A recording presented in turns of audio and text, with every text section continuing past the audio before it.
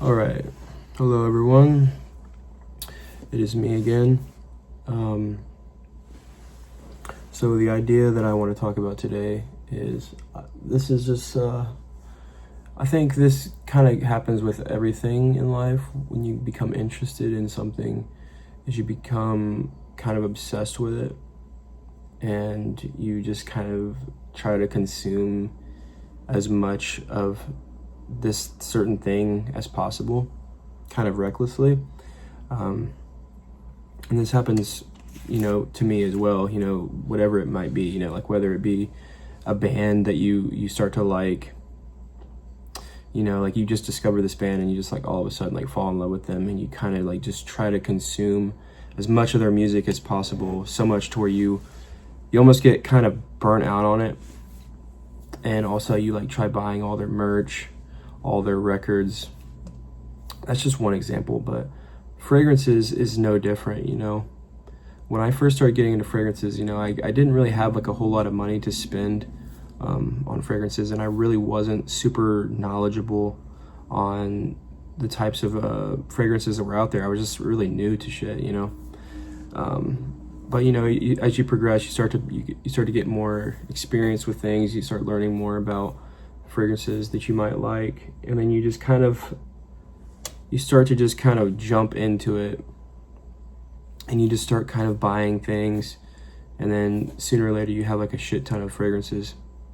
And then, at least for me, like I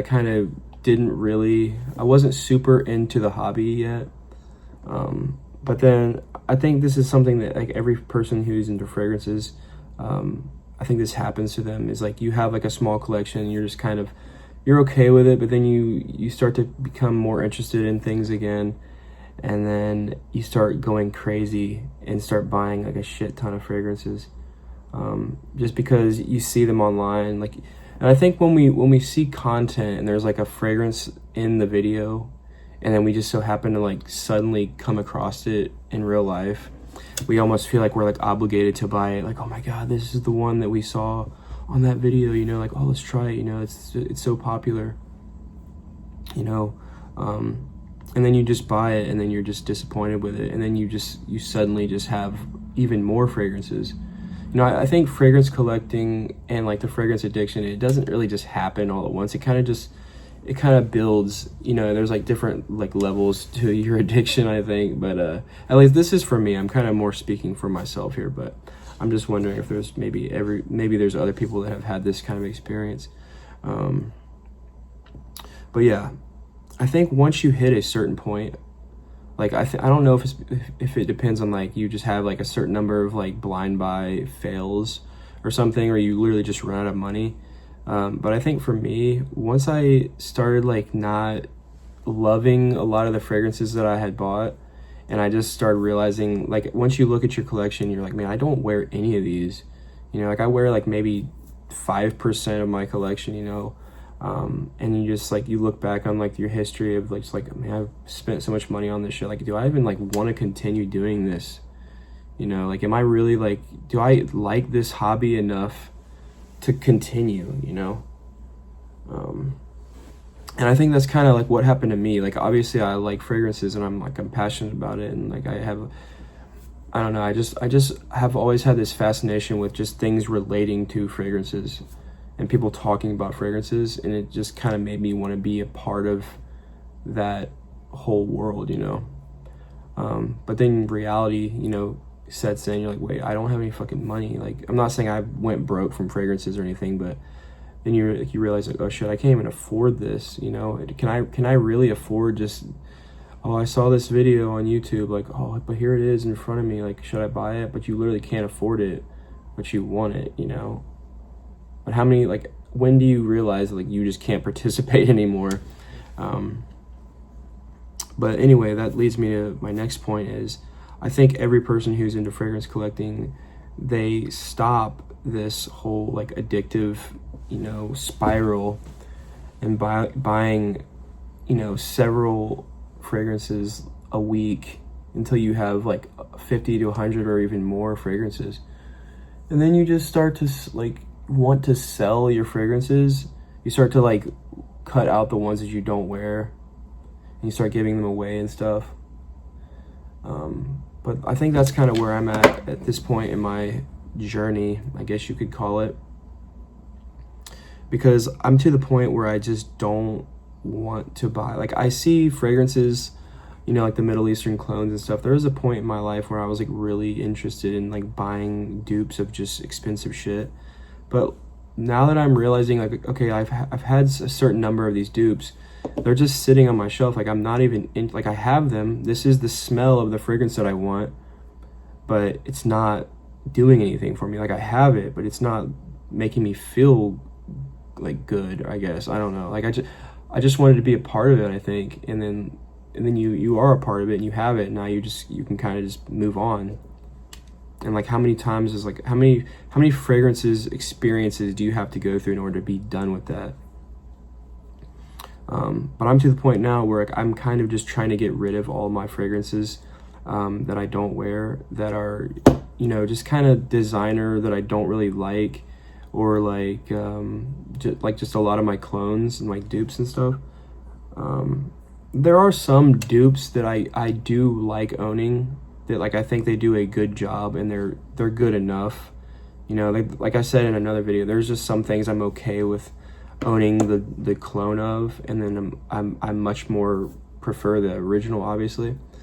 But I'm wanting to downsize my collection like drastically, and I think a lot of people will just get to that point where they're like, okay, I like fragrances, but I want to have like more like premium, you know, stuff. Like I don't need a huge collection, you know, but I want like maybe 5 to 10, maybe on the higher end 20 fragrances that are just really solid, like super nice shit, you know. And I think I'm gonna just start selling a lot of my stuff, and I'm gonna just use that money that I've earned from selling them just to put right back into buying like something really nice, you know, and just having like maybe 5 to 10 like really nice, like more expensive fragrances, you know. And just because something's expensive doesn't mean it's like better, you know. It's all just like what you deem, you know, valuable, you know. Like some people might find these Middle Eastern fragrances that cost $30 or $20. They might not have a lot of money and they might think that's awesome, you know, and that's good for them, you know. But me personally, I just have a lot of different things, and like they've just kind of like lost their luster to me, I think. But at one point I was like really interested in them, you know. But I think it's just like it's like a phase, you know. You're just going from one level to the next. And I think, I don't know if like other people's like addictions or obsessions of stuff like this, I wouldn't really say I'm obsessed with fragrances, you know, but like I do feel like at one point I was like kind of losing my like free will as to whether or not I could like should buy this, you know. I don't know. I think a lot of people experience that in this community. Like they just want to be included. They like the FOMO thing. I've heard that mentioned. Like you just have like fear of missing out on like this fragrance that's so hyped, you know, and it has to be good because everyone's talking about it. So like it has to be good. So I have to try it, you know. But then you try it and you know, oh, this smells fine, but then you just never wear it, because I think things that really, really appeal to you and you really truly love, you'll just start to notice that they're the only ones that you wear. Like you might like other shit, but then you actually only end up wearing like 5 fragrances, you know. Like, and I know it sucks to have like a bunch of stuff in your collection and you don't like, you like say you have 5 fragrances that you really, really like and you wear them all the time, but then you have 10 other ones that you spent money on and you like the way they look and you like the way they smell, but you don't really want to get rid of them, but you just kind of keep them, even though you probably should sell them. Like that's kind of how I am with a lot of my fragrances. Like I probably should get rid of these and give them to people that like actually would enjoy them. But it's like hard to like cut loose shit that you spent money on that you kind of still like, but not really.